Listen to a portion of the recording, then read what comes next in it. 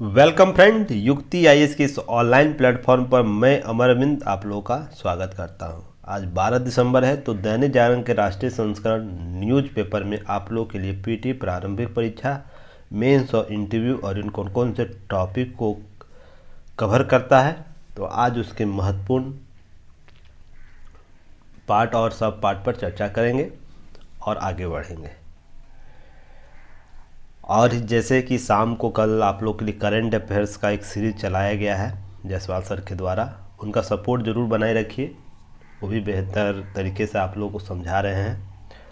और करंट जो दैनिक जागरण से अतिरिक्त छूट जाता है, जो चीज़ें आपको पीसीएस में देखने को मिलते हैं, वो सब टॉपिक यूपीएससी में कुछ ऐसे सब पार्ट होते हैं जो कहीं ना कहीं और थॉट जगह से आपको प्रश्न पूछा जाता है, उससे रिलेटेड जो चीज़ें रहेंगी वो शाम के इवनिंग के आपको करंट अफेयर सीरीज़ में चला जाए, डेली करंट अफेयर सीरीज़ में।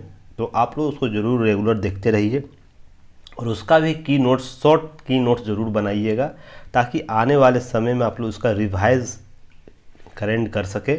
और एक सीरीज़ आप लोगों को लास्ट में एक ईयर का जो सीरीज़ चलता है यहाँ पर, उसको कंबाइंड करके चला दिया जाएगा, ताकि सारे की नोट्स को आप लोग अपडेट कर लीजिएगा। तो उस सीरीज़ को आप लोग ज़रूर रेगुलर देखते रहिए और भी लोगों को साथ शेयर कीजिए, ताकि सभी लोग एक सेलेक्टिव डेली करंट अफेयर्स के न्यूज़ को देख सकें।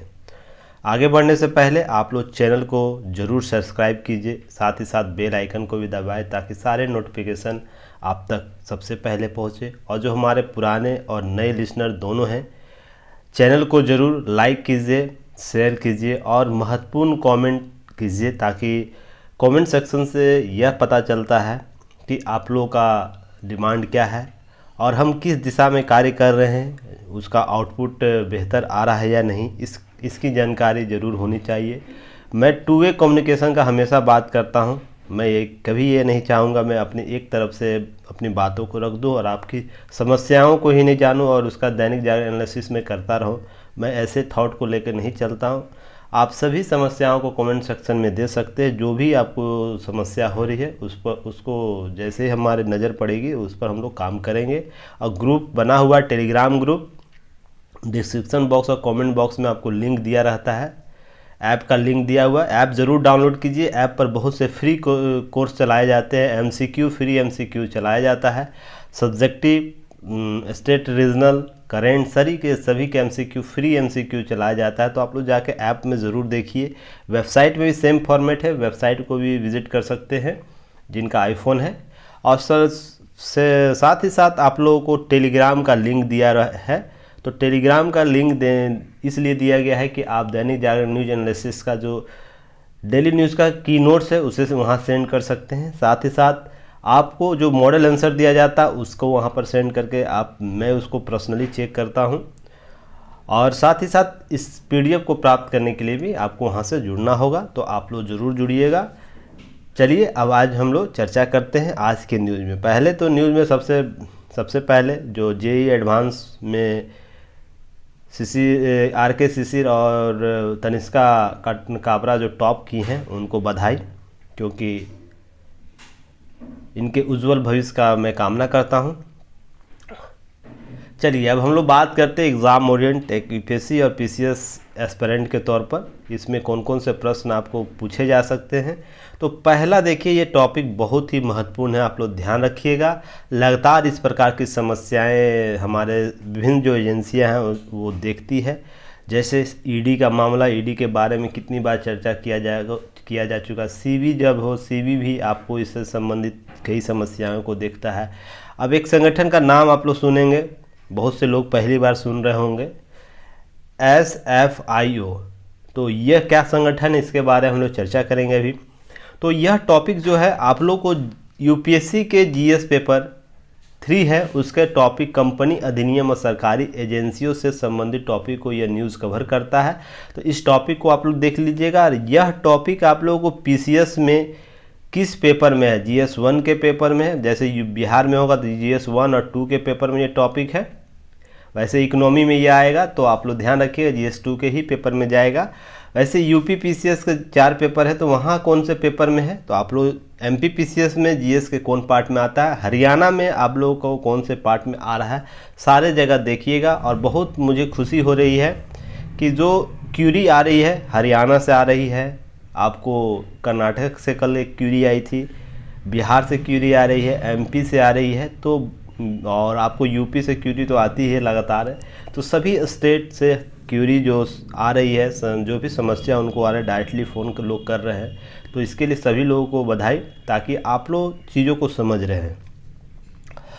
तो आप देखिए इस न्यूज़ को इस संदर्भ में देखिएगा, जीएस पेपर 3 के कंपनी अधिनियम सरकारी एजेंसी। तो इसके संदर्भ में कुछ बातें की गई है, पहले उसको देख लेते हैं। जैसे चीनी मोबाइल ऐप कंपनी द्वारा आम भारतीयों के साथ पहले वित्तीय धोखाधड़ी करने के बाद उनके मानसिक और शारीरिक तौर पर प्रताड़ित करने वाले अब राष्ट्रव्यापी अभियान शुरू हो गया है। देखिए हरियाणा, दिल्ली, आंध्र प्रदेश, बिहार समेत कई राज्यों में इन कंपनियों, चीनी अधिकारियों और उनके भारतीय कर्मचारियों के खिलाफ पिछले 1 हफ्ते से व्यापक अभियान चलाया जा रहा है। देखिए ध्यान दीजिएगा, जितनी भी ऑनलाइन आपको ऐप है जो आपको मनी प्रोवाइड कराती है, लोन देती है, एडवांस लोन देती है, बाद में से चुकाने के लिए बोलती है, उस पर अधिक ब्याज संग्रह करती है, उसको नहीं कहने के बाद आपको मानसिक रूप से प्रताड़ित भी करती है। आपने ऐसे बहुत से कॉल रिकॉर्ड सुना होगा, वैसे बहुत से आप जो लोग लेते होंगे उनको यह सब समस्याओं का निदान करना रहता है। इस पर आरबीआई सख्त रूप से निर्णय ले रही है, कार्य कर रही है आरबीआई। तो ये सब पार्ट अब लगातार चलता रहेगा। इसमें देखिए कुछ अपडेट हुए, उसको हम लोग बात करेंगे। हालांकि इससे रिलेटेड आपको आरबीआई ने जब किया था संशोधन, उस पर हम लोग चर्चा कर चुके हैं, उसी से रिलेटेड यह न्यूज़ है, तो उसको भी आप लोग ऐड कर लीजिएगा। तो यह आप लोग इस चीज़ को समझिएगा। परिवर्तन निदेशालय जो अब है कंपनी मामलों के मंत्रालय की जांच एजेंसी जो है गंभीर अपराध जांच संगठन, जिसे शॉर्ट फॉर्म में कहा जाता है SFIO, स्पेशल जो अपराध होते हैं उससे संबंधित जांच एजेंसी है, उसको यह सुपुर्द कर दिया यह मामला, ताकि जो चीज़ें हैं वो अपने अंडर से एक टास्क फोर्स का गठन 2017 के आसपास किया गया था, उसके अधीनस्थ ये काम कर सके। देखिए जो ये कंपनी है Julian consult India private limited, इसी ने चीनी कंपनी के परिवर्तन डायरेक्टर्स के गिरफ्तार किया है। यह संस्था जो है गंभीर अपराध जांच संगठन, उसने गिरफ्तार किया और यह बिहार में जाकर छिपा हुआ था। बिहार, झारखंड जैसे स्टेट, यूपी जैसे स्टेट, इन लोगों का बेहतर छुपने का जगह होता है, क्योंकि यहाँ पर ऐसी गतिविधियाँ देखने को कहीं ना कहीं मिलती है, ऑनलाइन फॉर्जरी, साइबर अपराध की घटनाएं। तो यहाँ पर लोग महाराष्ट्र में जाके लोग छुपते हैं। इसी प्रकार आपको ये आंध्र प्रदेश, तेलंगाना जैसे क्षेत्रों में जाके छुपते हैं।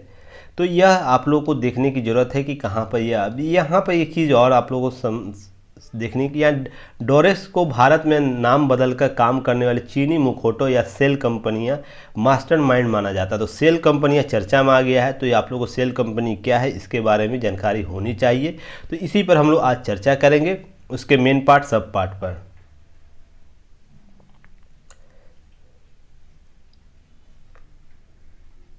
अब हम लोग देखते हैं सेल कंपनियां क्या है, उससे रिलेटेड क्या चीज़ें हैं, सब पर हम लोग चर्चा करेंगे। हालांकि रिकॉर्डिंग रुक गया था, इसीलिए कुछ पॉज हो गया होगा, इसके लिए डिस्टर्बेंस के लिए माफ़ी कीजिएगा। थोड़ा देख लेता हूँ मैं, चल रहा है। अब हम लोग चलिए बात करते हैं आगे। ये सब डिस्टर्बेंस कभी कभी होता है तो कोऑपरेट कीजिएगा, हम भी ह्यूमन हैं, कुछ एरर हो जाता है।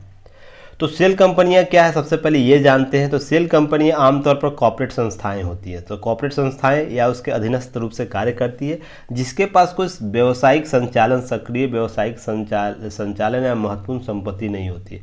इसके पास रजिस्टर्ड ऑफिस नहीं होगा, अनरजिस्टर्ड रूप से काम करता है। साथ ही साथ इसके बाद रजिस्टर्ड संपत्ति या जो कंपनी अधिनियम के तहत जो ब्यौरा दिया जाता है वो नहीं होगा, या बिहाफ में काम करता है किसी कॉर्पोरेट संस्थाओं के।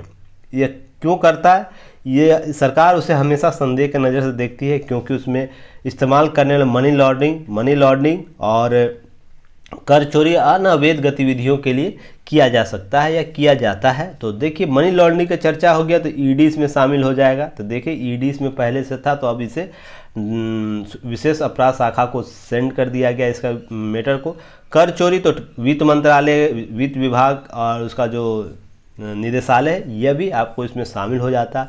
अन्य गतिविधियों में देखिए बहुत सा मामला आ जाता है, तो बहुत सी संस्थाएं केस को देखकर कार्य करती है। जैसे आतंकवाद के संदर्भ में भी बहुत से कॉर्पोरेट संस्थाएं आपको इसके जो सेल कंपनियां काम करने लगती है, या तो आंतरिक सुरक्षा के संदर्भ में भी, या कुछ ऐसा वर्क करने लगती जिससे आपको धार्मिक संस्थाओं को मॉडरेट करती है ऐसी सेल कंपनियां। ध्यान रखिएगा, बहुत सेल कंपनी जहां भी मनी लॉन्ड्रिंग का कर की चोरी हो रहा है वो कहीं ना कहीं इन सभी गतिविधियों में देखने को मिलता है। तो आप इसे समझिएगा, सेल कंपनियां वस्तुतः क्या होती है, कॉर्पोरेट संस्थाएं होती है जो कंपनी के किसी कंपनी के अधीनस्थ रूप से काम करती है, उसके लिए इस प्रकार के गतिविधियों को संचालित करती है, जहां मनी लॉन्ड्रिंग किसी देश एक्स देश से वाई देश में पैसे जो को अवैध पैसे को वैध बनाने की प्रक्रिया करती है। इस पर हम लोग मनी लॉन्ड्रिंग पहले भी चर्चा कर चुके हैं कितनी बार। तो आप लोग ये सब चीज़ें समझ रहे हो, मैं अपेक्षा करती हूँ। जो नहीं समझ रहे, जो नए हैं, वो लिस्ट दिया जाता है आप लोगों को, लिस्ट में आप लोग जाके ये सब चीज़ों को देख सकते हैं क्या है नहीं है मनी लॉन्ड्रिंग सभी चीज़ों पर। अब हम लोग बात करते हैं सेल कंपनियों का निशाना बनाने के लिए अवैध गतिविधियों को रोकने की मदद में कुछ कानून है। जैसे 3 कानून याद रखिएगा। बेनामी लेन देन निषेध संशोधन अधिनियम 2016, यह पहले 1988 का नियम होता था जिसे संशोधित कर 2016 लाया गया। धन शोधन निवारण अधिनियम 2002 और कंपनी अधिनियम 2013। इस सब पर कितनी बार आप लोग को चर्चा हो चुका है, आप लोग सभी लोग, इसलिए मैं आप लोग को बोलता की नोट्स एक बार बना लीजिए किसी टॉपिक का, वो जितनी बार रिपीट होगा आपके नज़र में वो आप उस टॉपिक पर उतनी ही महारत हासिल करते जाइएगा। तो सभी लोगों को बताया जा चुका है की नोट्स कैसे बनाए, तो उस पर एक वीडियो बनाया गया है, तो प्ले लिस्ट में आपको सर्च कीजिएगा, मिल जाएगा सारी चीज़ें। ऑपरेशन क्लीन मनी चलाया गया था, यह ध्यान रखिएगा। सेल कंपनी की जब भी चर्चा आएगी तो यह ऑपरेशन क्लीन मनी की भी चर्चा आएगी। तो यह क्या है तो ध्यान रखिएगा। ऑपरेशन क्लीन मनी की शुरुआत आयकर विभाग ITD जो है आयकर विभाग उसके द्वारा की गई थी, और संचालन के प्रारंभिक चरण में विमुद्रीकरण के बाद एक किए गए बड़े नगद जमा का सत्यापन किया गया, शामिल किया गया इसके तहत। अर्थात जब विमुद्रीकरण किया गया था, नोटबंदी की गई थी, तो उस समय इस प्रकार के सेल कंपनियां डेवलप की गई थी ताकि अवैध कर का चोरी किया जा सके, मनी लॉन्ड्रिंग किया जा सके। इसलिए आयकर विभाग ने ऐसी गतिविधि ऑपरेशन क्लीन मनी का एक कॉन्सेप्ट लाया जिसमें इस प्रकार के लेन देन को रोक लगाना था। अब ध्यान रखिएगा, यहाँ ऑपरेशन के दूसरे चरण में ITD अर्थात जो आपको आयकर विभाग है उसके विस्तृत जांच के लिए उच्च जोखिम वाले व्यक्तियों की पहचान की गई। जहां पर इस प्रकार की गतिविधि अधिक लोगों के द्वारा की जा रही थी उन व्यक्तियों की पहचान की गई और संबंधित कार्य की गई थी। तो आप लोग ये ऑपरेशन क्लीन मनी याद रखना है। देखिए, जो चीज़ें चर्चा में रहता है, जो एग्ज़ाम ओरिएंट रहता है, उस पर मैं चर्चा कर देता हूं ताकि आप लोग मिस गाइड ना हो, आप लोग चीज़ों को सर्च करना ना पड़े। इससे रिलेटेड प्रश्न होंगे, सब पार्ट होंगे, तो प्रश्न कहीं पूछ दे तो आप लोग एग्ज़ाम में कंफ्यूज ना हो जाए। तो जो मेन टॉपिक के साथ अतिरिक्त कोई सब टॉपिक होता है तो साथ में हम लोग चर्चा करते चलते हैं, तो आप लोग उसको भी अच्छे तरीके से की नोट्स बनाते चलिएगा ताकि जो चीज़ें हैं आप लोग बेहतर कर सकें। देखिए, अब मुखौटा कंपनी या सेल कंपनी पर कार्यबल जो गठित किया गया था, तो देखिए task force on sale companies, इसका गठन देखिए वर्ष 17 में फरवरी में किया गया था। राजस्व 17 आपको फरवरी जो 17 में राजस्व सचिव और कॉर्पोरेट कार्य मंत्रालय के सचिव संयुक्त अध्यक्षता में प्रधानमंत्री कार्यालय अर्थात PMO प्राइम मिनिस्टर ऑफिस द्वारा किया गया था। तो आप लोग इसे याद रखिएगा। आपको यह प्रारंभिक परीक्षा में UPSC या PCS में यह पूछा जा सकता है कि टास्क फोर्स ऑन सेल कंपनियां का गठन किस कार्यालय के अधीनस्थ किया गया था, तो आपको इसका याद होना चाहिए। इसे प्रणालीबद्ध तरीके से विविध एजेंसियों ने समन्वय के जरिए यानी विभिन्न एजेंसियों को जोड़ा गया, उसके तहत समन्वय किया गया और चोरी सहित गैर कानूनी गतिविधियों के लिए शामिल मुखौटा कंपनियों या सेल कंपनियों, एक सेल कंपनियों को मुखौटा कंपनी भी कहा जाता है क्योंकि यह सामने अपना ओरिजिनल फेस नहीं रखता है, उसके ऊपर मुखौटा लगा कर रखता है, अर्थात कोई ऐसे नाम को रखता है जो रजिस्टर्ड नहीं रहता है, उसके बिहाफ में यह काम करता है, इसलिए इसे मुखौटा कंपनी भी बोला जाता है। मुखौटा आप लोग समझते होंगे, चेहरे पर लगाने वाला एक ऐसा फेस मास्क है जो किसी और के फेस डिज़ाइन पर बनाया जाता है और आपके फेस को छुपा देता है। तो यही मुखौटा कंपनी या सेल कंपनी का भी गतिविधि होता है, इसलिए इसे मुखौटा कंपनी बोला जाता है। तो देखिए यहाँ पर ध्यान रखिएगा कौन कौन से एजेंसियों को आपने इसमें समन्वय किया गया था इस टास्क फोर्स में। तो वित्तीय सेवा विभाग को किया गया था, CBDT, CBEC, CBI, ED, SFOI, FIU, IND। देखिए सब जो एजेंसियां हैं ना, आप लोग एक बार गूगल पर सर्च करिए, ज़्यादा कुछ नहीं, ये एजेंसियां काम क्या करती बस। और इस पर अधिक से जैसे CBI पर, ED पर, SOP पर भी चर्चा जो होगा, उससे CBDT पर भी चर्चा हो गया है। तो सारी चीज़ें RBI तो जान ही रहे हैं, SEBI, DG, GSTI जो है, DG GSTI जो GST का एक रूप से समन्वय करने की एजेंसी है वो, फिर DGI, CEIB इस कार्यबल के सदस्य हैं। तो जितनी संस्थाएं समन्वय करती हैं तो सोच सकते हैं इतनी बड़ी वित्तीय संस्थाएं जो है, आपराधिक जांच एजेंसियां हैं, RBI है, सभी के यहाँ पर कार्यबल इस संगठन के साथ टास्क फोर्स का जुड़ा, तो कितना महत्वपूर्ण हो सकता है आप लोग इसी से अंदाज़ा लगा सकते हैं, जिसमें लगभग 7 से 8 एजेंसियां साथ में कार्य कर रही है इस मामले को जांच करने के लिए। तो ये अपने आप में एक महत्वपूर्ण टॉपिक हो जाता है। तो देखिए ध्यान रखिएगा, इसको छोड़िएगा नहीं किसी रूप से। अब कार्यबल का उद्देश्य क्या था? अपीलीय प्राधिकार प्राप्त करना था इसे, साथ ही साथ कानून लागू कराने विभिन्न एजेंसियों के बीच सूचना साझा करने, मानक संचालन प्रक्रिया को तय किया गई और नोडल एजेंसी केंद्रीय आर्थिक गुप्तचर विभाग है जो सेंट्रल इकोनॉमी इंटेलिजेंस ब्यूरो द्वारा वितरित की जानी, अर्थात समन्वय सभी संस्थाओं में स्थापित करने के लिए इस टास्क फोर्स का गठन किया गया। और यह महत्वपूर्ण रूप से सेल कंपनियों को उजागर करेगा, उसके संबंध में डाटा एनालाइज करेगा और उससे संबंधित विभागों को, मंत्रालयों को सूचित करेगा। कार्यबल के जो प्रमुख उपलब्धियों में जो SFIO है, सीरियस फ्रॉड इन्वेस्टिगेशन ऑफिस, जिसे आपको SFIO कहा जाता है, सीरियस फ्रॉड इन्वेस्टिगेशन ऑफिस जो है, इसको क्या है, संकलित मुखौटा या सेल कंपनियों का डाटाबेस तैयार करता है। अर्थात सिंपल सा शब्दों में समझिए, ये जो एजेंसी है सभी सेल कंपनियों का डाटा संग्रह करती है और उस डाटा को क्या करती है, विभिन्न एजेंसियां जो सरकार भारत में है उसके साथ साझा करती है ताकि वो कार्य कर सके अपने अनुसार। अगर ED का कोई मामला बनता है तो ED वाला जांच कर सके, CBI वाला जांच कर सके, RBI को अगर लगता है कोई दिशा निर्देश करना है तो RBI कर सकता है। उसी प्रकार आपको विभिन्न एजेंसियां हैं उसी प्रकार काम करेंगी। तो इस डाटा को साझा करना इसका मुख्य काम है, उससे संबंधित कार्यों को आगे बढ़ाना। अब देखिए डाटा संग्रह ये कैसे करता है, कैसे वर्गीकरण करता है, कोई सेल कंपनी किस श्रेणी में आती है, उसके लिए से 3 लिस्ट ने जारी किया, जिसमें एक है कन्फर्म लिस्ट, जिसमें सभी कंपनियां कन्फर्म हो जाती है, ये एजेंसी है टास्क फोर्स कन्फर्म हो जाती है, ये सेल कंपनी है किसी रूप से मनी लॉन्ड्रिंग या अन्य गतिविधि कर रही है, तो उसके लिए इसे कन्फर्म श्रेणी में रखा जाता है। जिसे डेराइव्ड श्रेणी, अर्थात इस पर जांच एजेंसी चल रही है यह आने वाली है स्थिति इस कन्फर्म श्रेणी में, इस पर भी सख्त नज़र रखती है।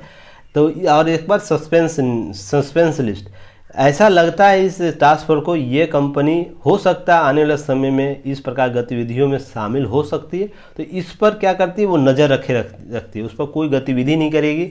अपने साइबर आपको ये मुखबिर को इस पर छोड़ देती है ताकि इस पर नज़र बनाए रखे। सभी इस प्रकार के जो जांच एजेंसियां होते हैं उसके स्लीपर सेल्स होते हैं, तो ये आप ध्यान रखिएगा, इसको इस लिस्ट में रखते हैं, सस्पेंस लिस्ट में रखते हैं।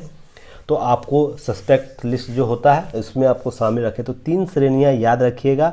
तो कन्फर्म्ड जो होता है श्रेणी लिस्ट में लगभग भारत में ये आंकड़ा 2018 से 20 के बीच का अभी ध्यान रखिएगा। तो आप 16,537 मुखौटा कंपनियों को कन्फर्म लिस्ट में रखा गया है। ड्राइव्ड लिस्ट में रखा गया 16,739 मुखौटा कंपनियों को, और सस्पेक्ट लिस्ट में रखा गया 80,670 संदिग्ध मुखौटा कंपनियों। तो कितनी मुखौटा कंपनियां भारत में सोच सकते हैं? लगभग 1 लाख, 1.25 लाख से अधिक मुखौटा कंपनियां भारत में कार्य और गतिविधि अपना कर रही है। और ये संस्था जो है सीरियस फ्रॉड जो संस्था है वो कार्य भी कर रही है, इसमें सभी पर नज़र बनाए रखी है और सभी संबद्ध एजेंसियों से डाटा शेयर कर रही है। तो यह बहुत ही महत्वपूर्ण हो जाता है। अब इस संस्था का गठन कब हुआ, क्या गतिविधि, यह आप लोग को जानना है। SFIO जो सीरियस फ्रॉड इन्वेस्टिगेशन जो ऑफिसर वो है, वो क्या है, इसके संदर्भ में गंभीर धोखाधड़ी जांच कार्यालय क्या है, इसके संबंध में आप लोगों को जानकारी होनी चाहिए, क्योंकि यह प्रश्न पूछा जा सकता है। तो कंपनी अधिनियम 2013 के तहत भारत सरकार ने 21 जुलाई 2015 को इसका गठन किया और गंभीर धोखाधड़ी जांच कार्यालय की स्थापना की गई। इसके तहत कंपनी अधिनियम 2013 के तहत, तो आप लोग कंपनी अधिनियम भी आप लोग को पता होना चाहिए। यह कॉर्पोरेट मामलों के मंत्रालय के तहत बहु अनुशासनात्मक संगठन है। तो कॉर्पोरेट मंत्रालय के तहत यह काम करती है। और जो टास्क फोर्स का गठन किया गया था, तो आप लोग PMO और इसके कंबाइंड कॉर्पोरेट मंत्रालय के कंबाइंड साझा उद्देश्य के लिए किया गया था। पता लगाना है, इसका क्या करना है, पता लगाना है कि मुकदमा चलाने के लिए आउटेंसी है, फॉरेंसिक आउटेंकिंग और बैंकिंग कानून, सूचना प्रौद्योगिकी, जांच, कानूनी कंपनी कानून, पूंजी बाजार कराधान।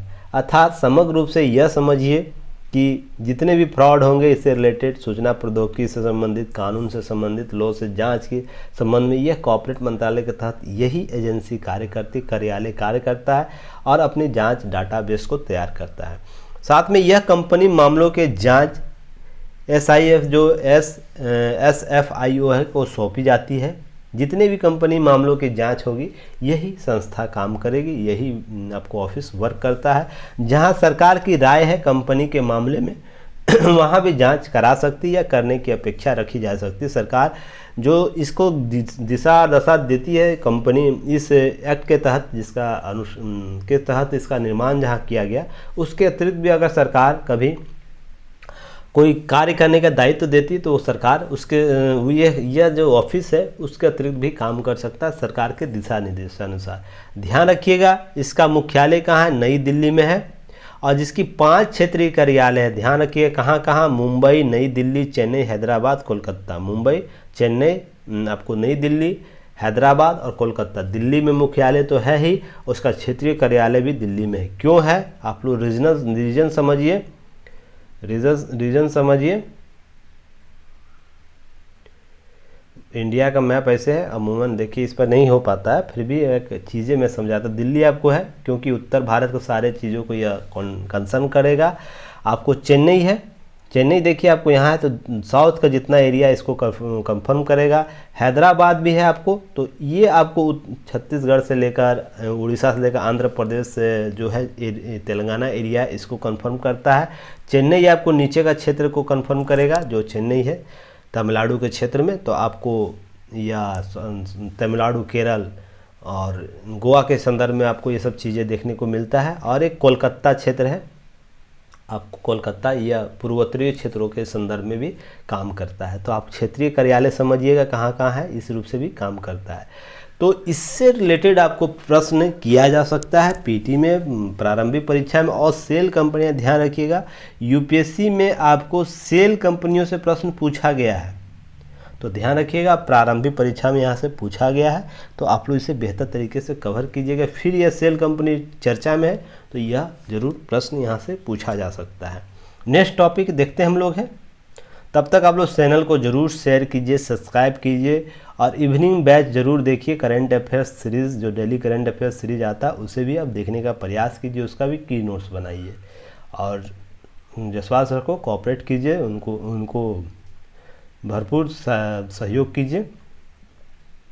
देखिए, इसके संदर्भ में अब पुनः एसओ में बैठक होगी जिसमें पुतिन, जिनपिंग और शरीफ संग मंच साझा करेंगे मोदी। तो ये देखिए 15 से 16 सितंबर के बीच होने वाला शंघाई सहयोग संगठन का शीर्ष नेताओं का बैठक होगा। तो 15-16 सितंबर का ये न्यूज़ आएगा चर्चा में। और उससे पहले एससीओ के हम लोग पहले भी चर्चा कर चुके हैं, तो आप लोग प्ले लिस्ट में जाइएगा, एससीओ को देख लीजिएगा। ये आप लोग को लिस्ट शेयर जो किया जाता है उसमें देखिएगा एससीओ कहाँ है, किस डेट को इस पर चर्चा किया गया है। तो संगठनात्मक रूप से इसका आप लोग कवर कर लीजिएगा। और 15 से 17 सितंबर के बीच 15-16 सितंबर जो यह होगा, हालांकि हो सकता है 15 सितंबर से कुछ दिन के लिए न्यूज़ बंद हो, उसके बाद फिर हम पुनः स्टार्ट करेंगे एक सप्ताह के अंदर। मैं कहीं जा रहा हूँ इसलिए, तब तक डेली करंट अफेयर्स ज़रूर चलता रहेगा, तो कोऑपरेट कीजिएगा। जो शेष न्यूज़ हो रहेगा, महत्वपूर्ण न्यूज़ है, उसे बाद में मैं कवर कर दूंगा टॉपिक को। तो आप लोग चिंता मत कीजिएगा, अगर बीच में न्यूज़ एक सप्ताह के लिए अगर बंद होता है तो हम लोग उस पर कार्य कर लेंगे। अब यह बैठक होगी 12वीं शीर्ष स्तरीय बैठक होगी, जिसका आयोजन कहाँ होगा, समरकंद उज्बेकिस्तान में होगा। तो ये सब पीटी फैक्ट है, तो आप लोग इसे ज़रूर कवर कर लीजिएगा। अब रूस यूक्रेन के विवाद के बाद पहली बार एक मंच पर होंगे व्लादिमीर पुतिन और चीन के राष्ट्रपति शी जिनपिंग और पाकिस्तान के प्रधानमंत्री शहबाज शरीफ और भारतीय प्रधानमंत्री। तो बहुत ही निर्णायक यह एससीओ का बैठक होने वाला है, क्या नियम कानून इस पर किया जाता है। और देखिए उज्बेकिस्तान के जो राष्ट्रपति हैं शौकत मिर्जियोयेव, उनके आमंत्रण पर मोदी जो है एससीओ के शिखर वार्ता पर हिस्सा लेंगे। तो ये चीज़ें आप लोग को याद रखनी चाहिए। और भी अतिरिक्त जो होगा 16-17 के न्यूज़ में आपको कवर करना होगा, हम लोग करेंगे। देखिए एक न्यूज़ यहाँ है, बहुत ही महत्वपूर्ण न्यूज़ है, हालांकि यह न्यूज़ अभी सुनवाई चल रहा है, इस पर मैं कुछ बातें कहना चाहता हूँ। 600 करोड़ के राष्ट्रमंडल खेल घोटाले हुए हैं, उसकी अगली सुनवाई अभी चलेगी। देखिए किसी भी जांच एजेंसी की इससे बुरी स्थिति नहीं हो सकती है, किसी भी न्यायिक व्यवस्था के लिए इससे बुरा स्थिति नहीं हो सकता है। इतने बड़े घोटाले को अभी तक उसकी सुनवाई चल रही है, इसके 11 साल हो गए, 11 वर्ष हो गए हैं। तो यहीं पर मैं हमेशा बोलता हूँ, किताबी ज्ञान, किताबी कानूनों से अतिरिक्त व्यवहारिक ज्ञान और व्यवहारिक धरातल पर क्या स्थिति होती है वह इम्पोर्टेंट होता है। हम लोग भ्रष्टाचार के कितनी बार टॉपिक पढ़ चुके हैं, भ्रष्टाचार से रिलेटेड कितनी बार आपको एजेंसियों के बारे में चर्चा कर चुका हूँ, उससे रिलेटेड कितने केस स्टडी को पढ़ चुका हूँ। पर जब इस प्रकार के जब मामले आते हैं बृहद पैमाने पर, सभी एजेंसियों को सशक्त रूप से काम करने, त्वरित रूप से काम करने की ज़रूरत है। वहाँ पर 11 वर्ष लग जाता है किसी मामले को जांच के दायरे में उसे अंतिम निर्णय देने में, या इससे भी अधिक अभी लग सकता है। पर 11 साल का डाटा याद रखिए, 11 साल लग जाता है। तो सोच के देखिए, हमारी सभी संस्थाओं पर प्रश्न चिन्ह खड़ा करता है। वो क्यों नहीं जांच एजेंसियां हो, क्यों नहीं न्यायिक व्यवस्था हो, क्यों नहीं पुलिस प्रशासन हो, क्यों नहीं विधायिका ऐसी हो जिस पर नियम सशक्त बनाया हो। तो आप सोच सकते हैं कि इस प्रकार की खामियों के साथ हम कैसे विकसित होंगे। जो व्यक्ति राष्ट्रमंडल खेल घोटाले से संदिग्ध होगा वो 11 साल से जैसे 11 साल से वो निर्भीक होकर अपने अन्य कार्य और गतिविधि कर रहा है, उस पर कोई जांच तक सही जांच एजेंसी उसको सज़ा नहीं मिल रहा। इस सब को मामले में फास्ट ट्रैक में रखकर काम करने की ज़रूरत है, ताकि भ्रष्टाचारियों को प्रशय नहीं मिले। यही सब घटनाएं देखकर जो भ्रष्टाचार करते हैं लोग, उनको प्रशय मिलता है और वो बिना डरे कोई काम करते हैं, उनको किसी प्रकार के कानून और व्यवस्था का डर नहीं होता है। सबसे बड़ा रीज़न यही होता है, ड्रॉबैक यही है।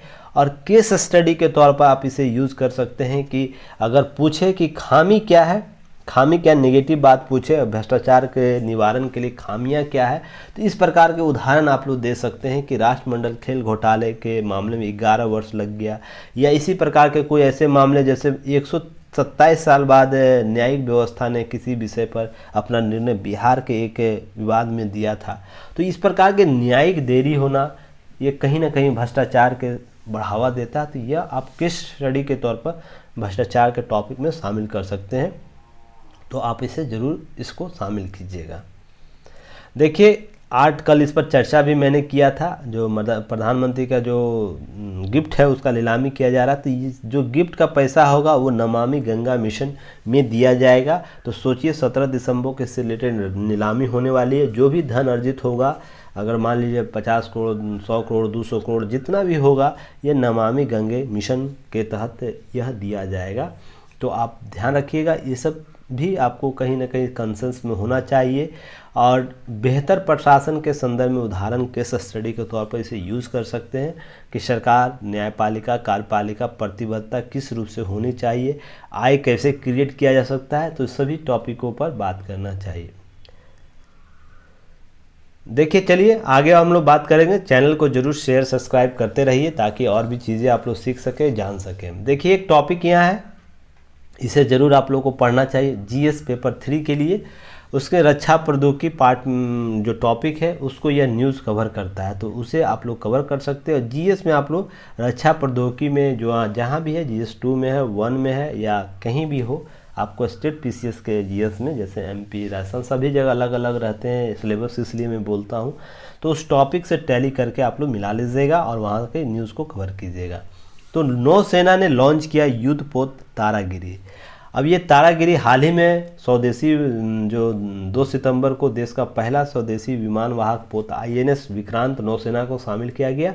इसके कुछ ही दिन बाद प्रोजेक्ट 17A, तो 17A हालांकि मैंने पहले भी चर्चा किया है वीडियो में फरवरी के माह में, पर मैं अभी कर दूंगा क्योंकि आप लोग अपडेट हो जाइए, क्योंकि आप लोग वीडियो पहले का नहीं देखते। मुझे पता है कि कौन क्या करता है, ऐसा नहीं है कि मुझे एहसास नहीं होता है कि आप लोग को जो बार बार बोला जाता है कि प्लेलिस्ट देखिए ताकि सारे न्यूज़ को कवर हो जाए, नहीं तो आप लोग के पास इतनी समस्या नहीं होती। छोटी छोटी समस्या जैसे की नोट्स को कैसे बनाया जाए, की नोट्स को कैसे क्रिएट किया जाए, मेंस और पीटी को कैसे कंबाइंड किया जाए, इस पर मैंने लगभग 50 बार इस टॉपिक पर चर्चा कर चुका हूँ।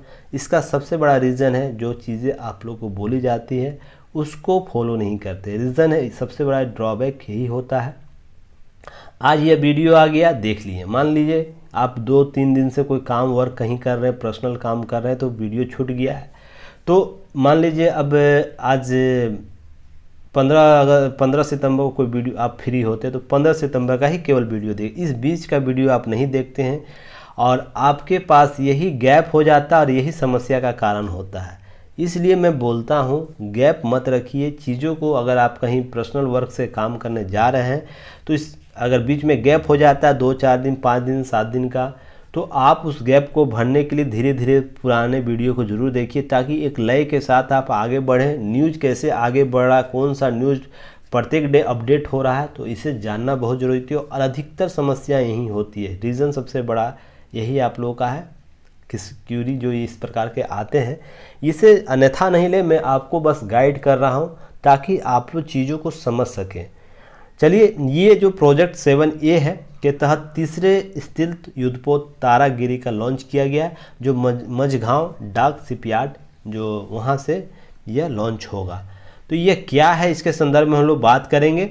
10 सितंबर 2020 को यह युद्धपोत शुरू किया गया था और उसके बाद 75% स्वदेशी उपकरण इस्तेमाल किए जाएंगे। और प्रोजेक्ट 17A के तहत कुल बजटीय आवंटन 25,700 करोड़ रुपये है। इसके तहत पहले युद्धपोत नीलगिरी 28 सितंबर 2019 को लॉन्च किया गया।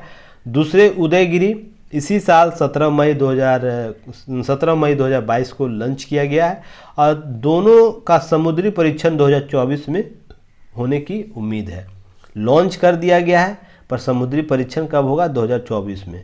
एक गौरव भाटिया हमारे हैं, गौरव भाटिया मैं नहीं कर रहा हूँ, मेजर गौरव आर्या है, उनका वीडियो जरूर देखिएगा आप लोग। बहुत सी चीज़ें आप लोग को सीखने को उनसे मिलेगा। यूट्यूब पर सर्च कीजिएगा मेजर गौरव आर्या, आपको उनका वीडियो जरूर देखना चाहिए। राष्ट्रवाद के संदर्भ में, किसी रक्षा उपकरण के संदर्भ में कैसी उनकी विचारधारा है और किसी टॉपिक पर लेकर उनकी क्या विचारधारा है, वो एक नए कॉन्सेप्ट को लेकर आते हैं। मैं उनको फॉलो जरूर करता हूं, इनका वीडियो जब भी आता है उनको मैं देखता हूं, ताकि देखिए होता क्या है कि कुछ ऐसे व्यक्ति होते हैं जिनका किसी टॉपिक पर क्लियर कट थॉट होता, उसको बट और किंतु परंतु वाला थॉट नहीं रखते हैं कि कोई धर्म विशेष की क्या सोचेगा, कोई वर्ग विशेष क्या सोचेगा, कोई जात विशेष क्या सोचेगा, या कोई संस्था विशेष लोग क्या सोचेंगे। किसी विषय पर थॉट क्लियर होना एक व्यक्ति की प्रमुख विशेषता होती है। उसमें मेजर गौरव आर्या बहुत ही उम्दा रूप से वीडियो एनालिसिस करते हैं, किसी टॉपिक का एनालिसिस करते हैं, तो आप लोग भी उनको देखिएगा। इससे रिलेटेड एक वीडियो उन्होंने डाला है, तो आप लोग देखिएगा कि किस प्रकार से रक्षा के संदर्भ में भारत आगे बढ़ रहा है, उसके तकनीक कैसे डेवलप हो रहे हैं और क्यों ज़रूरी है वर्तमान में। यह आप देख रहे होंगे 2014 के बाद जब नवीन सरकार आई है, लगातार इस प्रकार के पहले भी हुआ है, ऐसा नहीं है, पहले भी आपको बहुत से हथियार इस प्रकार से किए गए हैं, लाए गए हैं, पर 2014 के बाद देखेंगे स्पेशल रूप से आप इस प्रकार के जो जखीरा है जो युद्ध सामग्रियों का लगातार बढ़ रहा है। कारण क्या, उसके पीछे आप लोग इस थॉट को उनसे सीखिएगा, जानिएगा, उनके वीडियो को एनालिसिस कीजिएगा। मेजर गौरव आर्या सर्च कीजिएगा, यूट्यूब पर मिल जाएगा। वो बहुत बेहतर तरीके से समझाए हैं, उनको समझने की ज़रूरत है। अब देखिए ये प्रोजेक्ट 17 ये है क्या, तो ये 7 युद्धपोतों का एक श्रृंखला है, जिसमें 4 मझगांव डाक शिपयार्ड मुंबई में बनाए जाएंगे, 3 garden rich ship builders limited द्वारा कोलकाता में बनाया जाएगा, जो उन्नत स्टील क्षमता वाला होगा, लेस होगा, उसमें बहुत सी सुविधाएं दी जाएगी। इसके तहत 3 जहाज श्रेणियाँ होंगी, जैसे INS नीलगिरी, INS हिमगिरी और INS उदयगिरी। तो देखिए तारागिरी का आपको लॉन्च किया गया है, तो ये आपको इस श्रेणी में शामिल किया जाता है। तो इसकी 3 श्रेणियाँ आप लोग याद रखिएगा, नीलगिरी, हिमगिरी, उदयगिरी। और इसमें आपको INS जो तारागिरी है, यह किसका पार्ट है, आपको इसका पार्ट देखने को मिल जाएगा। देखिए उदयगिरी श्रेणी का आपको इसमें शामिल किया गया है, तो आपको ये सब चीज़ें समझ में आना चाहिए। देखिए चलिए ये न्यूज़ भी आप लोगों को कवर कर लेना है ताकि अपडेट होते रहिए PT से। चलिए नेक्स्ट हम लोग बात करेंगे, यह जो श्रृंखला आ रहा है रोड सेफ्टी के मामले में, तो इसे ज़रूर आप लोग नज़र बनाते रहिए। बहुत सा डाटा दिया जा रहा है, इस पर कोई डाटा आता है, नया डाटा आता है, तो आप लोग उसे ज़रूर कवर करते रहिएगा। रोड सेफ्टी इस बार महत्वपूर्ण है, प्रश्न यहाँ से किए जा सकते हैं। देखिए सड़क पर जाती है जान, इससे रिलेटेड कितना डाटा दिया हुआ, सभी डाटा को आप लोग भारत की स्थिति समझिएगा, क्योंकि डाटा इंटरप्रिटेशन आप लोग बेहतर तरीके से कीजिएगा तो आंसर और भी बेहतर होता है। तो सड़क सुरक्षा एक टॉपिक बना लीजिएगा आप लोग। लगातार पेज में 2-3 दिनों से यह रोड सेफ्टी के संदर्भ, जब से साइरस मिस्त्री जी का निधन हुआ है तब से रोड सेफ्टी के संदर्भ में आपको बार बार आ रहा है आप लोगों को डाटा, तो इसे ज़रूर कवर कीजिएगा। यहीं पर देखिए तेज़ गति का खतरा कितना, इसके संदर्भ में भी डाटा दिया गया है, तो ये सब चीज़ें आप लोग कवर कीजिएगा। इसके अतिरिक्त कुछ नहीं, बहुत इनफ डाटा है, अगर इसको ही कलेक्ट कर लें तो आपके पास एक समग्र आपके पास नोट्स होगा। देखिए जो मैं पहले बात करता था कुछ दिन मौलिक कर्तव्य और मौलिक अधिकार के संदर्भ में जो अंतर संबंध उसकी बात करता था, वाद प्रतिवाद और संवाद की जो मैं बात करता था, लोग वाद प्रतिवाद कर रहे हैं पर संवाद नहीं करना चाहते, उसी से रिलेटेड देखिए आज एक आर्टिकल आया है।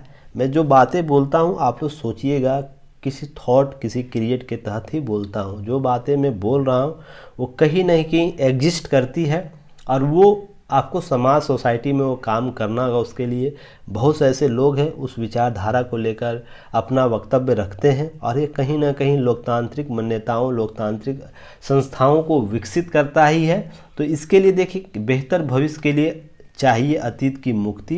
तो यहाँ पर देखिए आपको पिक्चर दिया गया है, तो आप समझ सकते हैं किसकी ओर इंगित कर रहा होगा। तो मैं उन धर्मावलंबी लोगों से आग्रह करता हूँ, इसे आप धार्मिक आधार पर नहीं समझिएगा इस आर्टिकल को। अगर इस आधार पर सोचिएगा तो आप कभी भी इसे डिसाइड नहीं कर पाइएगा कि हमारा भविष्य, भारत का भविष्य, आपका भविष्य कैसा होना चाहिए, या कोई पुरातन संस्कृति रही है किसी देश विदेश में, किसी भी प्रदेश में उसने आधुनिकता का मार्ग कैसे चुना है, किन संशोधनों के आधार पर चुना है और क्या आवश्यकता रही थी उन संशोधनों के, इस टॉपिक को यह लेख आज कवर करता है। यह बहुत ही प्रगतिशील विचार है, आपको इससे जानना चाहिए। वो हिंदू धर्म हो, मुस्लिम धर्म हो, सिख, ईसाई, कोई भी धर्म से लोग रिलेटेड होते, सभी के लिए यह वैलिड थॉट है। मैंने एक बार किसी एक छात्रा से ये बात पूछा था जो मुस्लिम समुदाय से थे, आज से लगभग 4-5 साल हो गया होगा पहले। तलाक के प्रश्न पर मैंने पूछा था प्रश्न, एक महिला के नज़रिए से तलाक को आप किस रूप से देखते हैं। मैंने जो सवाल किया था गलत नहीं था कि एक महिला के तौर पर आप तलाक को, यानी जो तलाक, ट्रिपल तलाक है, उसको किस रूप से देखते हैं। तो उनका जवाब सुनकर मैं बस यही एहसास कर सका कि अगर खुला दिमाग नहीं हो, खुला अगर अवसर नहीं दिया जाए, तो जो गलत है, गलत चीज़ें, अवधारणा है सामाजिक मान्यताओं में, लोकतांत्रिक मान्यताओं में, उसको कहीं ना कहीं वो सुदृढ़ रूप से स्थापित करना चाहती है और सामने वाले को गलत साबित करना चाहती है। तो ये इम्पॉर्टेंट है, समझने की ज़रूरत है कि अगर ऐसी कोई कुरीति या कोई ऐसी अवधारणा आपके सोसाइटी में, आपके रिलीजन में, आपके धर्म में व्याप्त है जो किसी के मौलिक अधिकार को प्रताड़ित करती है, किसी मानवाधिकार को हनन करती है, किसी उसके मूलभूत आवश्यकताओं का दोहन करती है, तो वो किसी भी धर्म का हो, वो हिंदू हो, सिख हो, ईसाई हो, जैन हो, या तो हिंदू धर्म किसी भी पंथ से रिलेटेड हो, तो सभी में संशोधन जरूरी है। उसको समय के साथ परिवर्तन की ज़रूरत है, क्योंकि हम उस दौर फेज में गुजर रहे हैं जहाँ पर इस प्रकार की प्रवृत्ति लगातार बढ़ रही है और लोग इसको एक्सेप्ट नहीं कर रहे। हाँ, गलती है, पहले ऐसा हुआ करता था, पहले की प्रवृत्तियाँ, समाज, सोसाइटी की प्रवृत्तियाँ कुछ और थी। कबीलाई लोग रहते थे, सभी धर्म, सभी जो भी वर्तमान धर्म और रिलीजन है, आपको शुरुआती दौर में कबीलाई के तौर से ही उनका उत्पन्न हुआ है, उनका आरंभ हुआ है और एक समाज के रूप में उनका वर्तमान अस्तित्व आया है। तो इस यहाँ से लेकर यहाँ तक, एक्स से लेकर वाई तक के सफ़र में उन्होंने बहुत से परिवर्तन किया है और कर रहे हैं और करने की ज़रूरत है। अभी भी हम लोग उस एक्सट्रीम पॉजिटिविटी की तरफ नहीं बढ़े हैं जहाँ पर सभी चीज़ें एक लोकतांत्रिक मान्यताओं के संदर्भ में आकलित किया जाए, उसे परिभाषित किया जाए। इसलिए आपको ये थॉट डेवलप करना होगा और जब तक ये नहीं होगा तब तक हम लोग बेहतर भविष्य का निर्माण नहीं कर सकते हैं। तो इसी लेख के संदर्भ में कुछ बातें की गई है, तो उस पर हम लोग बात करेंगे। देखिए, कर्नाटक हाई कोर्ट ने कहा है हिजाब प्रतिबंध, और जो हिजाब मामला अभिन्न अंग नहीं है, फिर भी कुछ वर्ग है, कुछ लोग हैं ऐसे हैं जो इसको हिजाब को अभिन्न अंग बनाना चाहते हैं। मैंने पहले के लेख में भी बात किया था कि अदालतों में भी कुछ ऐसे लोग हैं जो धार्मिक वर्चस्व को कायम करना चाहते हैं। धर्म और रिलीजन को मानना आपका मौलिक अधिकार है और आपसे कोई नहीं छीन सकता है, पर गलत प्रवृत्तियों को थोपना, गलत प्रवृत्तियों को बढ़ावा देना, आपको यह कोई भी संस्था इजाज़त नहीं देता। इस लाइन को आप लोग समझिए। वो क्यों नहीं मुस्लिम समुदाय से हो, क्यों नहीं वो हिंदू धर्म से हो, क्यों नहीं वो जैन पंथ से हो, क्यों नहीं बौद्ध पंथ से हो, क्यों नहीं ईसाई से हो, सभी को यह सेम पैरेलल बेंच पर यह स्थापित करता है ये अवधारणा, और यह सबसे अहम है। तो यह चीज़ें समझने की ज़रूरत है। और 3 तलाक मुकदमेबाजी हुआ था। देखिए, उसमें मुस्लिम पर्सनल लॉ बोर्ड के अधिवक्ता कपिल सिब्बल बने थे, जिन्होंने यह बोला था कि 3 तलाक आस्था का विषय बताते हुए कहा था कि 3 तलाक 1400 साल से चली आ रही आस्था के विषयों, संवैधानिक नैतिकता और समानता का सिद्धांत नहीं लागू होता है। तो इसके संदर्भ में आप समझ सकते हैं कि ये चीज़ें आप लोगों को समझने की ज़रूरत है कि जो अवधारणा चली आ रही है जो मूल आपके मूल कुरान, पवित्र कुरान में नहीं है लिखा हुआ, उसके अतिरिक्त कोई मान्यताएँ जो समय परिस्थिति के अनुसार डेवलप हुई है वह मौलिक नहीं है। मैंने पिछले वीडियो में बताया है, जो मौलिक है उसी का अस्तित्व है, उसी का वर्चस्व होना चाहिए, उसी का अवधारणा विकसित होनी चाहिए। अगर कुरान में अगर ये चीज़ें लिखी रहती है, ट्रिपल तलाक या तो इस प्रकार के जो हिजाब पहनना जायज़ है या नहीं, तो इसके संदर्भ में आप लोग सही रहते हैं। या तो हिंदू धर्म में जैसे पगड़ी बांधना, सिंदूर लगाना या तो मंगलसूत्र बांधना, इस प्रकार की जो घटनाएं देखने को मिलती है इससे रिलेटेड, तो कहीं ना कहीं इन सब चीज़ों को हम लोग को सोचने और समझने की प्रवृत्ति है। और दुनिया के सभी समाज अर्थव्यवस्था विकास के प्रथम चरण में कबीलाई थे और वहाँ पर ऐसी प्रवृत्ति आम थी, क्योंकि डर, पहले तो टेक्निक नहीं था, डर से ही लोगों को संग्रह किया जाता था, उनको सामाजिक दायरों में बांधने का प्रयास किया जाता था। तो इसके लिए कुछ चीज़ें डेवलप की गई थी, कुछ थॉट को डेवलप किया गया था। वही थॉट ये सब सारे देखने को, पहले सती प्रथा देखने को मिलता था, बलि प्रथा देखने को मिलता था हिंदू धर्म में, तो ये सब चीज़ें समाप्त हुई हैं। तो ये चीज़ें क्यों हुई है, क्यों नहीं होना चाहिए, बहुत सोचने और विचारने के बाद जो भी व्यक्ति सुन रहा होगा मेरी ये बात, आप स्वयं से निर्णय लीजिए कि आपके मौलिक अधिकार क्या है, आपके मानवाधिकार क्या है और समाज के प्रति आपका दायित्व क्या है। धर्म से पहले, रीजन से पहले आप एक मानव हैं और पृथ्वी पर जो मानव की संरचना की गई है वो अमूर्त है।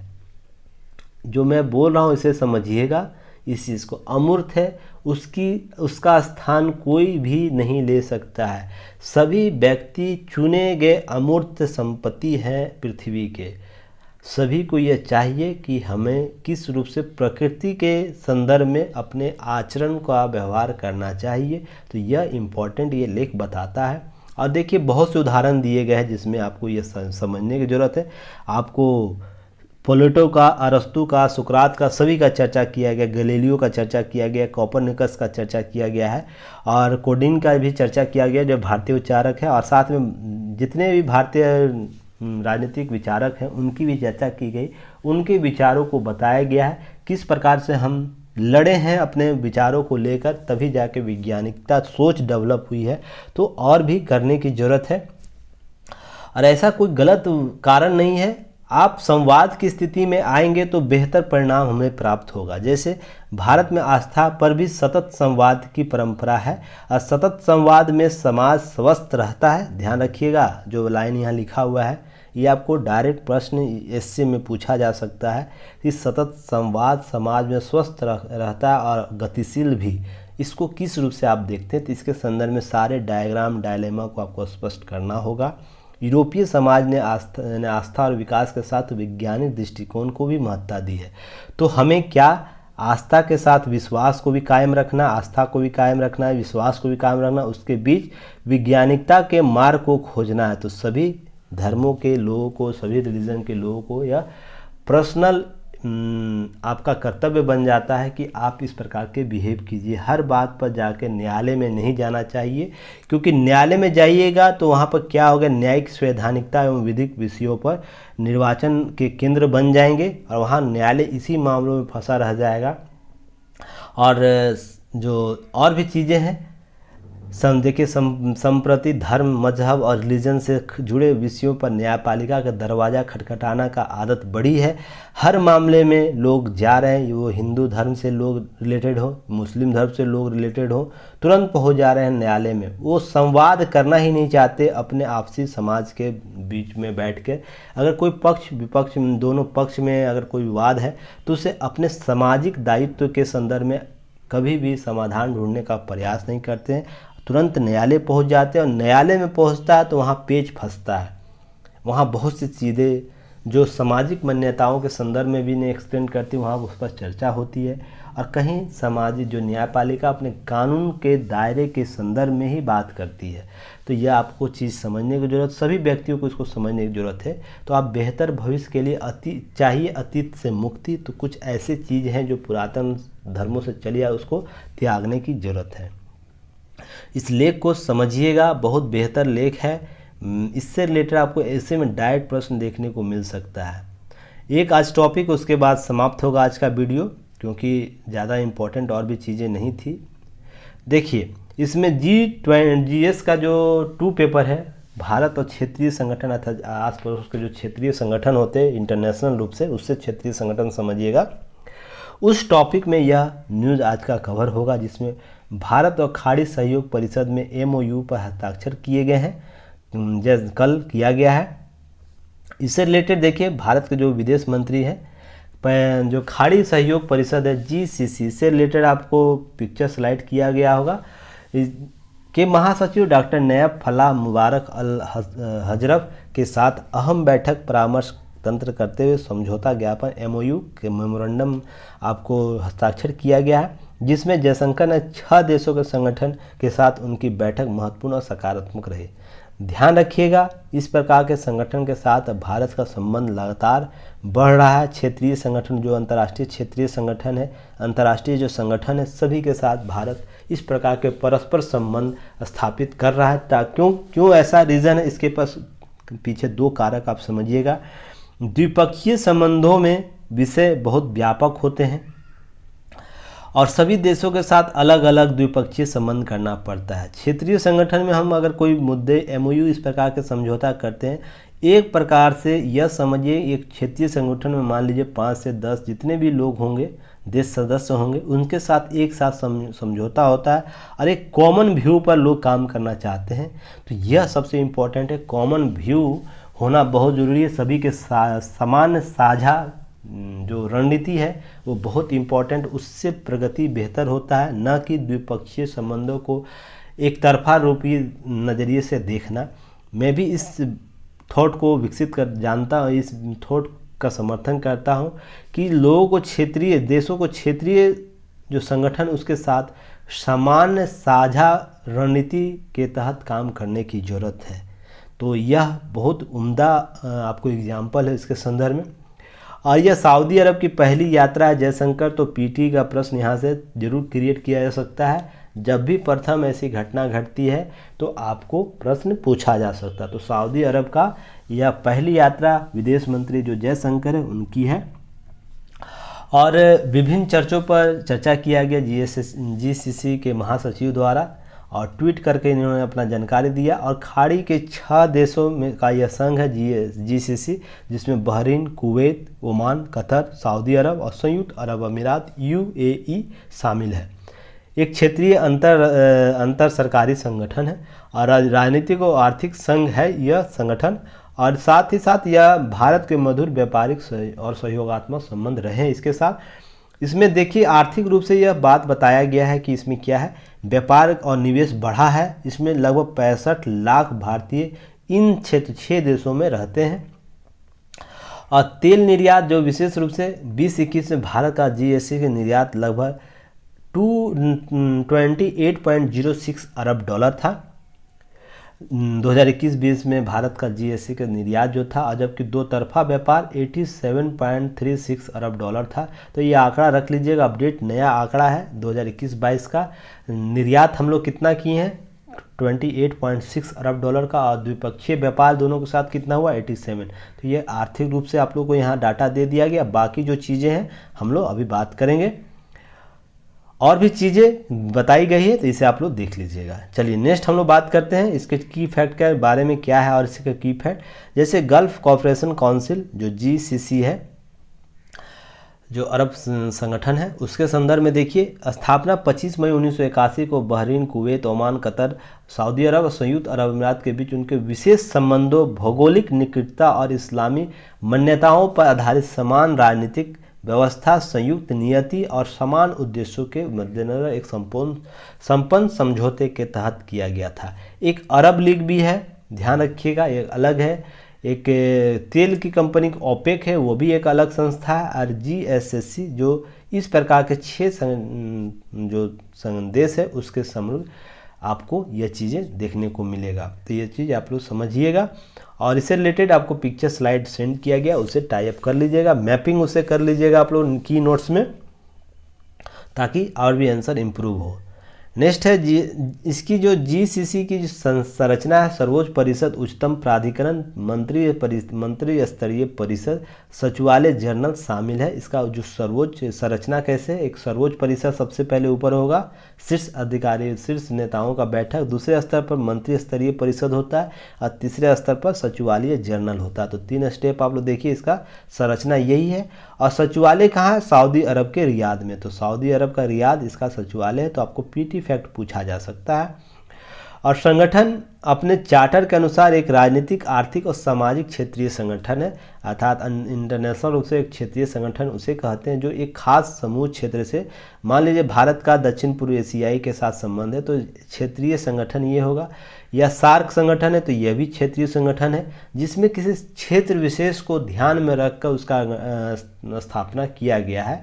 उसी तरह बिम्स्टेक भी को भी समझ सकते हैं क्षेत्रीय संगठन, क्योंकि यह दक्षिण पूर्व एशियाई के संदर्भ में, भारतीय उपमहाद्वीप के संदर्भ में आपको काम करता है। इसी तरह आसियान के संदर्भ में समझ सकते हैं, आसियान जो देश है दक्षिण पूर्व एशियाई देश, उसमें संबंधित क्षेत्रीय समस्याएं हैं जो साझा राजनीतिक है, राजनीति उद्देश्य, आर्थिक, सामाजिक जो संस्थाएं रूप से काम करती है, उसके संदर्भ में जो संगठन का कार्य होगा वो क्षेत्रीय संगठन के रूप में। ऐसे ही अमेरिका में बहुत से उत्तरी अमेरिका, दक्षिणी अमेरिका, अफ्रीकी कंट्रियों का जो संगठन है वो काम करता है। तो क्षेत्रीय संगठन समझिएगा। इंटरनेशनल संगठन वो होता है जो विश्व के सभी देश उसमें साझा, जैसे यूएनओ इंटरनेशनल संगठन है, यूनेस्को इंटरनेशनल, WHO इंटरनेशनल संगठन है। तो इसमें विश्व के अधिकतम देशों की सदस्यता होती है, सभी रीजन जो कंटिनेंट है उसके लोग शामिल होते हैं वहाँ पर। तो चलिए यहाँ पर हम लोग बात कर लेते हैं आगे।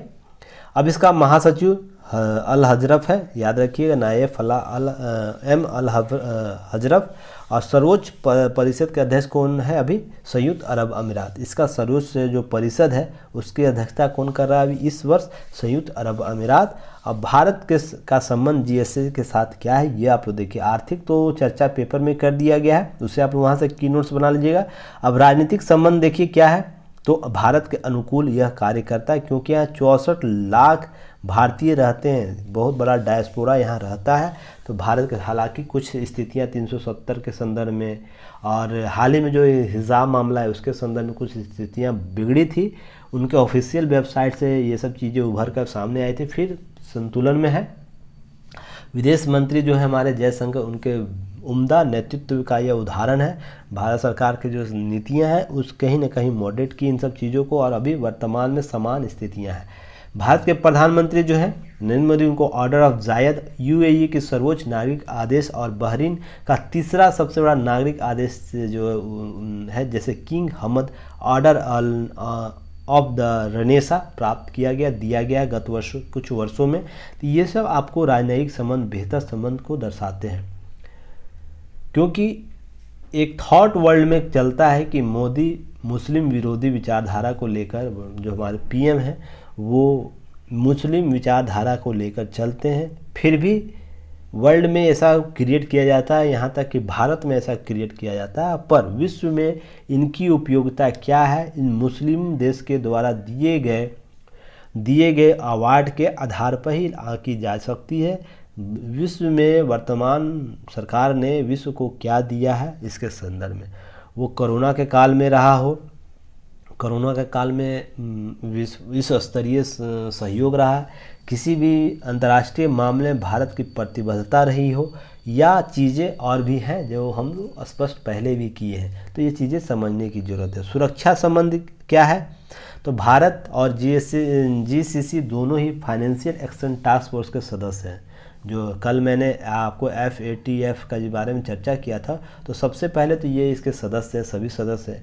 भारत मेगा बहुपक्षीय मिलान अभ्यास जो होता है, अभ्यास किया जाता है, जिसमें सऊदी अरब, ओमान, कुवैत, अन्य लोगों की भागीदारी के अलावा भारत ने उनमें से अधिकांश के साथ द्विपक्षीय अभ्यास भी कायम किया है। बहुत से अभ्यास है जो इन देशों के बीच होता है।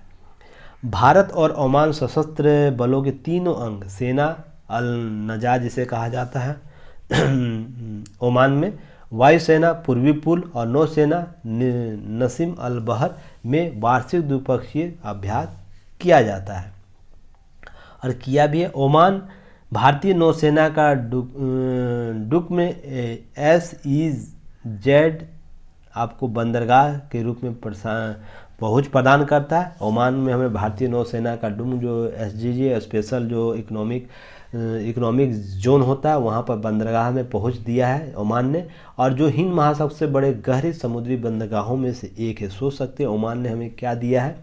अब इसी तरह UAE के साथ द्विपक्षीय नौसैनिक इन UAE बिलेट और साथ ही साथ वायुसेना अभ्यास डेजर्ट ईगल 2 निरंतर आयोजित किया जाता है, जिससे UAE के साथ हमारा संबंध बेहतर होता है रक्षा के संदर्भ में।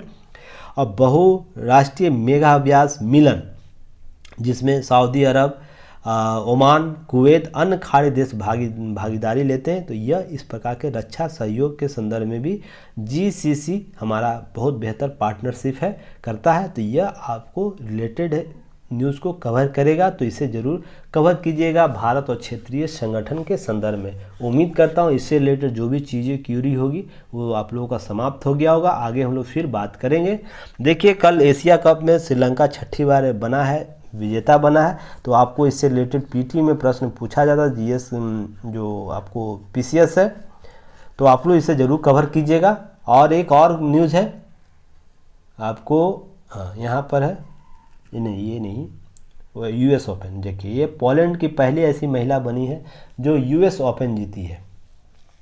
ईगा स्वियातेक, याद रखिएगा, ईगा जो पहली पोलैंड वासी है जो आपको पहली बार US ओपन जीती है। तो आपको प्रश्न PT में यहाँ पूछा जा सकता है, और UPSC में कहीं आपको ऑप्शन के तौर पर खेल वाले पार्ट में आपको कहीं ना कहीं पूछा जा सकता है। तो इसके संदर्भ में आप लोग की नोट्स बना लीजिएगा, तो चीज़ें और भी बेहतर हो जाएगा आप लोग के साथ। इसी के साथ आज का न्यूज़ एनालिसिस समाप्त होता है, और हम लोग कल फिर मिलेंगे नए न्यूज़ के साथ। और इवनिंग को आप लोगों को डेली करंट अफेयर्स का जो सीरीज चल रहा है उसको ज़रूर देखिएगा, उसके की नोट्स भी बनाइएगा, शॉर्ट की नोट्स बनाइएगा, चीज़ें आपका और भी बेहतर आसान हो। करेंट के बारे में आप लोग कंफ्यूज मत रहिए, करेंट आपको यहाँ कंफर्म मिलेगा। और जल्द ही टॉपिक वाइज सब्जेक्ट को भी कवर किया, जैसे हिस्ट्री का पहले भी बहुत से वीडियो बने हुए हैं, तो आप लोग उसे देख सकते हैं। अब नए वर्जन के साथ हम लोग आएंगे, जिसमें हिस्ट्री, पॉलिटी, ज्योग्राफी, इकोनॉमी और आपको मिसनियस जो होता है टॉपिक, उसको हम लोग बेहतर तरीके से कवर करेंगे, ताकि UPSC और PCS के जो टॉपिक है, जो इम्पॉर्टेंट टॉपिक जो सारे हैं, उस पर हम लोग नज़र रख सकेंगे और उस पर काम कर सकेंगे। ये जल्द ही आप लोग का स्टार्ट होगा, हो सकता है अक्टूबर से स्टार्ट हो जाए ये सारे सीरीज, ताकि चीज़ें और भी हम लोग बेहतर तरीके से कर सके, आपसे जुड़ सके और आपके साथ एक साझा व्यापक मंच तैयार कर सकें। तो चलिए, तब तक के लिए धन्यवाद। जय हिंद। बेहतर तरीके से काम करते रहिए।